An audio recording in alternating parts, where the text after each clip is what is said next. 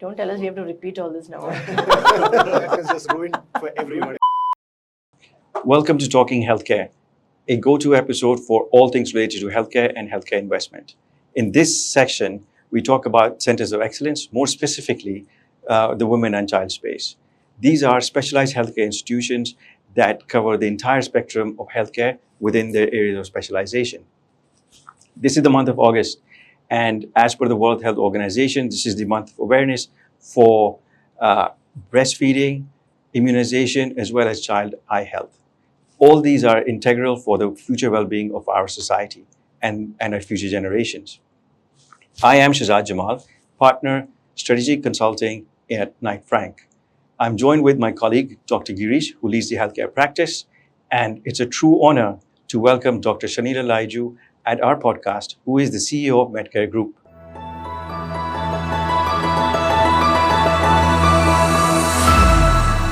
So, welcome, and let's get talking.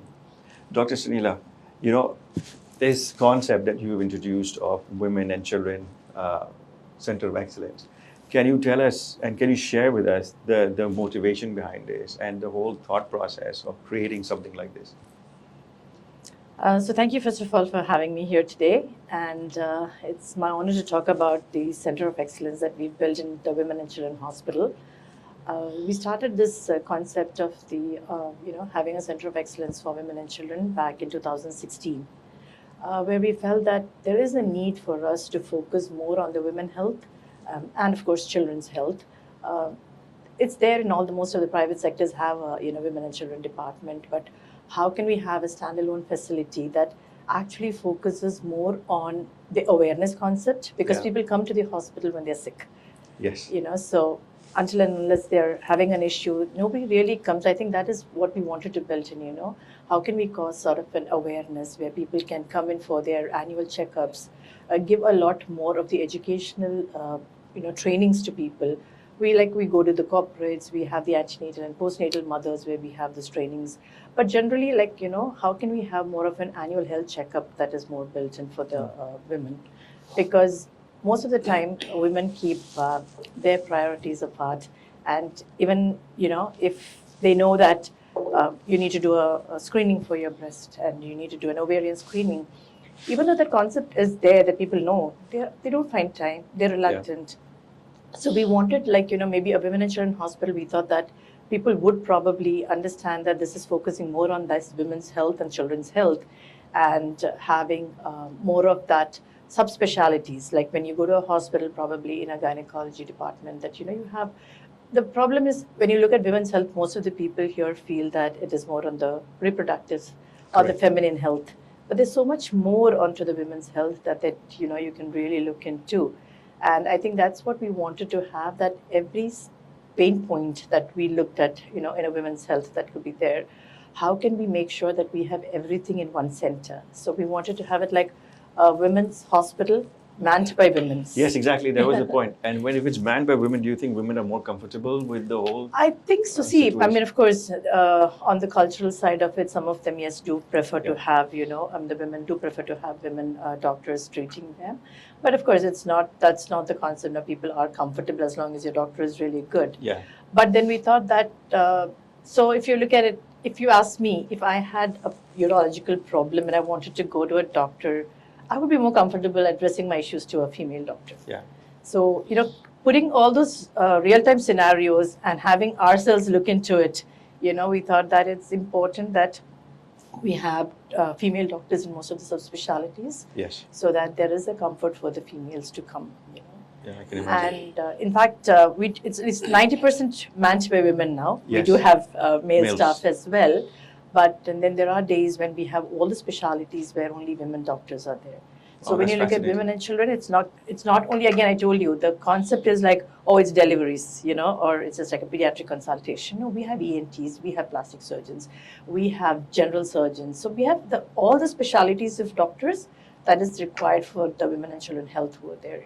It's really interesting. Yeah, and even pediatrics, when like you said, in children, like when you go there, you have a pediatric department. Yes. But we have subspecialties. So we have a pediatric hematologist, pediatric neurologist. So when you look at subspecialties, when you have a center of excellence, you seem to see that, how do you deliver the best of the care, having the best of the resources. Yeah, in one place. In one place. So it is not just generally a pediatrician, but you have subspecialties in those pediatric departments where people feel comfortable. Now, if your child has allergic problem, they would want to see a specialist allergic doctor, So that is why what we have built, see that there are subspecialties. And there's a continuum of services as well, right? Exactly. Throughout the entire process. So, Doctor, coming to you, we talked about the Health Awareness Month, and there are certain factors that are being actually promoted during the month of August. Do you want to shed some light on how this is being reflected here, especially with, facts and figures of what's going on ground? Okay, so let me try and put some numbers together for you. Yeah. Try and make you explain the context of how this is working. So if you look at breastfeeding, it is a cornerstone of children's health, right? And it's also, there's a dual purpose here. It also helps mothers heal after, delivery and postpartum.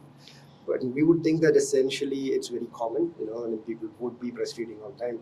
But that's not the situation. If you look at the global health average that they've given that about 45% of mothers are the only ones who actually feed children within the first 1 hour. Wow. Right? And this actually drops around the MENA region to about 38%. So you see that difference in what you're thinking and what is actually happening.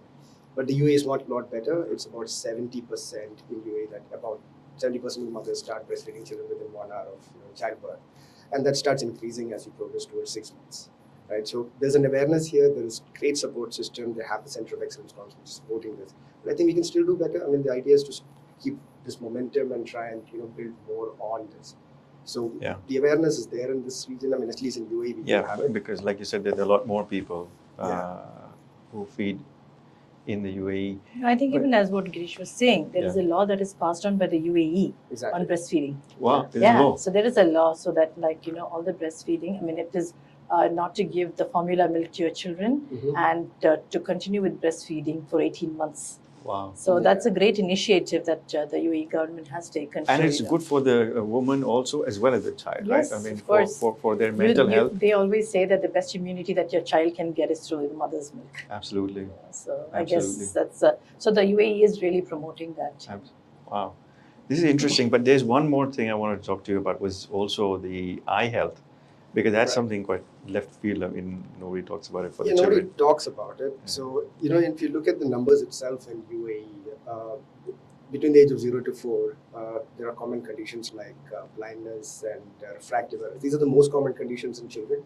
And if you look at blindness, at least 3 to 4% of children 0 to 4 have some form of partial or complete blindness. And this actually increases. When they go to 10 to 18 years, actually increase about 8 to 10%.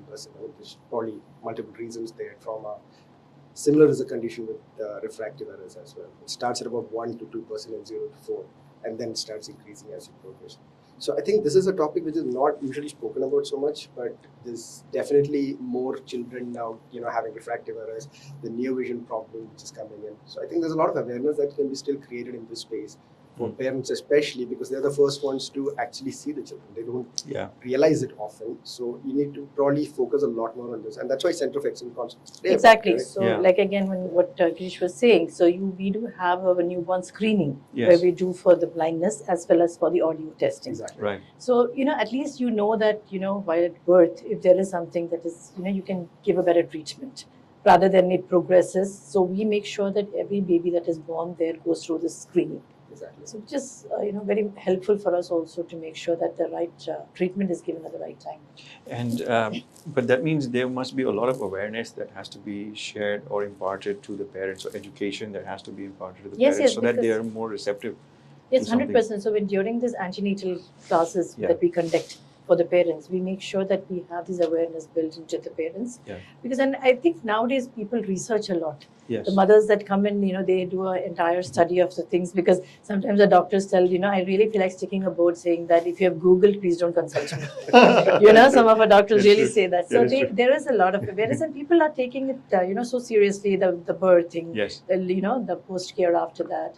So we do have the awareness sessions where we have these antenatal classes that we have for the pregnant ladies. Wow.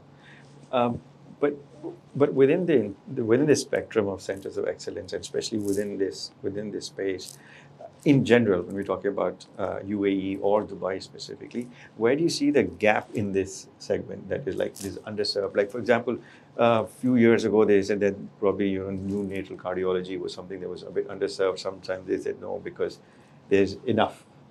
But now I think there's something on gastro or something like that. So, what are your thoughts on? So see, on this? there's a lot of areas probably which we haven't really explored and seen. Now, recently, what we have seen in our Women and Children Hospital is a gene therapy treatment for spinal muscular atrophy kids. So Wow. this was only being done in the US. So when we have started building the team of doctors and the paramedical staff, we have done more than 100 cases now, which are coming mainly from from Turkey, Ukraine, the Russian areas. So, see, this awareness has never been there, Yes. So here, like because of this, children are not able, like very young age, the mortality rate is high. But now we see that it's such a blessing, it's such a boon to the parents that there is a treatment available and they don't have to go all the way to the US. So Jalila Hospital here had started it, and now we have a whole team of doctors that are there. So there is that awareness that people do not. So now people know that okay, there is a place that they can come here for treatment. Yes. So I think all this, if you look at it, like you said, pediatric gastroenterology, there is so much that you can do. So pediatric is just not a small scope, like which it just restricts to a fever and flu, and people come there. There's a lot more to that, So subspecialties like in cardiology, there are there are children who are born with walls, they have, Yes. like hole in their walls Yeah. when they're born. So if all these are detected, so every scope of services that you can give in a pediatric department, I think there is still a potential for us And to more. have more of, again, awareness to the people. Yeah. So I think that's what is lacking over here. It's for the people to understand that there is, and trust the system also. Yes, See, that's another very thing true. also. That's Yeah. very, very true. Yeah. So I think we focus a lot on the clinical excellence. Like, why are we building the Center of Excellence? So Center of Excellence is not something you just have a name board put over Yes. there. So there's a lot of criteria that you need to fulfill, and also you need to be certified by an external board Right. that this is a Center of Excellence. Only then you can put that board a Center of Excellence. Absolutely. So Absolutely. there's a lot of work that happens beyond.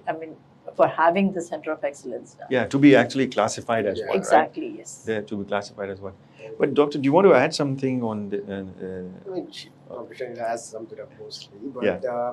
what we've also realized is that probably Dubai may not have as much gap as the other Emirates. Once you start moving into the northern Emirates, Yes. then that gap starts coming in because you don't have so much specialists working in the northern Emirates, right? So there is a gap there, and especially, I think, even in a women and children center of excellence concept, there's nothing in the northern Emirates. So there is definitely options on where you're placing this product, and there are gaps accordingly. But I still believe probably gastroenterology is one area where there is gaps. Hematology with children, there's gaps over there. Fetal medicine Yeah. is another area that is still lacking. Yeah. It's just so vast, right? But like for example, when you you were saying that there's so many prerequisites and everything that you need to have for a center of excellence. But how was this concept actually received in the UAE as having a women and children dedicated hospital and a center of excellence? And what was the value proposition that was there for the patients? So see, the thing is, people maybe like when they go to a normal general hospital, Yeah. there is a maternity wing, there is a pediatric wing. But when you have a hospital set up exclusively for this, I think the trust in people are a bit more that you have. So what we look at is when you come to this hospital, as I told you, subspecialties is something which people become aware of. Yes. So a lot of people just come to see a pediatrician, but when they see that there is a list of subspecialties in pediatrics, then they get to think that, okay, maybe my child has this, maybe I should show this doctor. Yes. So rather than just showing it, so that awareness is something which is very important. That is the biggest gap. That is what I feel, So making that awareness to people, and also making sure that, we have those regular, actually educational, different educational trainings that are given. So what we make sure is also that we have certain, we have these communities where we have children coming in, mothers coming in, giving a lot of different trainings that is there. But as for Center of Excellence, like what you asked, for us to establish that, the gap, what we face, is you really need to have a very separate privileging and credentialing for the doctors who are going to be leading this. Yes. Because you need to make sure that you have the right talent. So that is where the whole focus is. So when you look at Center of Excellence, it is mostly on having the right resources, the processes, and what we showcase is the outcomes. Yes. So once you showcase the outcomes are very positive and people start trusting that, I think that Center of Excellence becomes like, it's like I always say that the best marketing tool is when you have the best outcome to one person who brings in your 10 other patients. Absolutely. So Absolutely. this is what we are trying to build. So we are trying to give that positive and the best outcome that is there. Because when people come and you have a Center of Excellence, there's a lot of investments that you do in the infrastructure. You need to make sure that you are also going through with the latest technologies that are there. So our doctors have to be updated on that. We also need to make sure that we are following the regulatory norms. So that is also in par with that. Insurance needs are met. Yes. Because again, how do you have the insurances, trust that this is a Center of Excellences. So when we show these positive outcomes, even the insurance people are ready to have those, a lot of those services included in this. Yeah. So that's something which we have seen, that Right.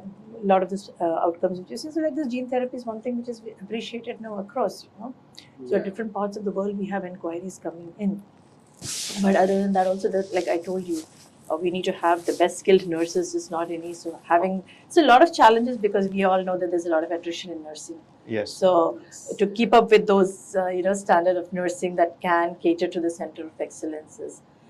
So I think the gap here is just for people to understand, and once they come to understand and they see the outcomes are so much better, because you see you have shorter hospital stays, lesser chances of infection. So the outcomes are really good, and I think once that is actually the people are aware of it, I think everybody will start establishing Center of Excellence. Yeah. Like what even Gireesh said. So UAE, as you know, they have been always doing outstanding job when it comes to healthcare. Yeah. Yes. So there is no gap over here. I would say is much minimal than when you said in the northern Emirates. Sure. Because I think there has even been a policy for women health that has been initiated by His Highness Sheikh Mohammed. Correct. So where they want to make sure that the mortality rates are less, where people have more awareness on their health, have regular checkups. And when it comes to children, I don't think they leave any stone unturned. Yeah. Because there's so much of a focus on that. So I think this part of the world, I think there is a lot more awareness, and they are really promoting the Center of Excellences, and also awareness amongst the people. Correct. So that they're aware of it. And I think, like you said, we are also exploring, like we have a hospital in Sharjah. Yes. So I was telling this women and children concept has worked so well here. Why don't we look at In a Sharjah. hospital in Sharjah? Yeah. Because again, there's a lot of areas within the other northern Emirates that could come and cater over there. Absolutely. So Very much. there is a great scope for that. Yeah. And I think Absolutely. probably, like you said, Sharjah, is one of those areas where you can have it within a hospital, maybe not as standalone. Why Probably not a could- standalone? That's what I Yeah, was I'd asking, love a standalone Yeah, option, so I yeah. was saying that, because Sharjah population is like, there is quite a Yeah. good population. Yeah. And we have seen that we have to, the hospital which we have. Exactly. It's doing very well. It is So I doing was very telling that when we have an example of a women and children concept that is working so well, Yes. I probably say that we should even look at a standalone facility where people feel, again, I told you, And they it might feel bode well with their culture as well, right? I mean, they're slightly more conservative. yes, and- more conservative. Yeah, That's right. and probably, this sort of offering, like you said, which is, I think, a hospital for women by women, Yes. that sort of thing would See, how resonate much well. ever we tell that, culturally, I think, one part is culturally, but even the comfort level to show Yes. certain times to a doctor, Yeah. So me being so educated, I mean, I would still, if I'm given an option, if there was a specialty, I would probably prefer a female doctor. So that way, I think, yes, it is a great concept to Yes. have that comfort for the women here. And for me, a center of excellence concept is very good as a patient, because then you know that everything will be taken care of. You would not have to go from one Yes. hospital to another hospital for just because the doctor has diagnosed something different. But then I was talking to a few people, and then there was a conversation about, is Center of Excellence actually affordable, or does it suit the value segment or not? Is it just for the Yeah. As in, would you ever, like, when if you look at the Center of Excellence in UAE, more of them are mid and upper market product, would you ever see that fit into a mid See, like when I told you earlier as well, when you look at a center of excellence, it's not easy to establish it. Exactly. It comes with a cost. Yes. Because you need to have, world-class doctors with specialized privileging income credentialing. Right. That is there, nurses that are there. So, of course, when it comes to a premium segment, it is much easier. Yeah. But again, you can do it in maybe not in the full markup of that what is there, Yeah. but still cater to it because you have all incomes of people over here in Dubai.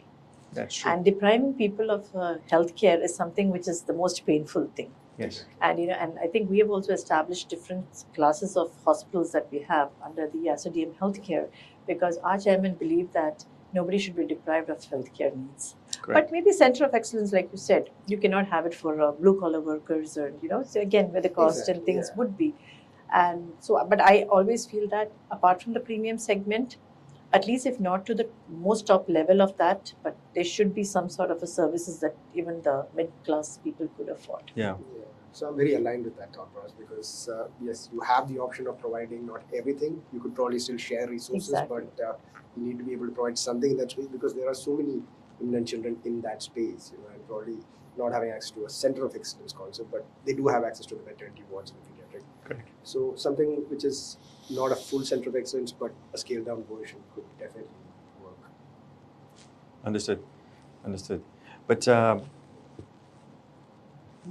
if we change gears slightly and if we come out of the women and children mode, there are other centers of excellence that are also there, like the orthopedic one that you have, as well as the cardiac one, or even the dental facility. You right? can have center of excellence For- in for- all your for- departments, for everything, yes, for so everything. you just have to make sure that which are those departments that are crucial for the people. Yes. What does it need in the market that is there, that is prevalent over here, Yes. and then probably build up. So when we have recently we opened a new Medcare Royal Hospital, Yes.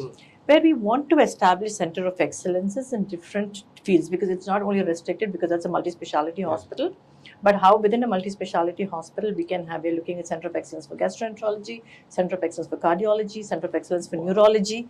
So this is our focus for the year because again, we want to, Dubai is also promoting medical tourism. Absolutely. Now, yes. why would you want to have people fly out of the country when you can give the real, clinical care that you have Right across here.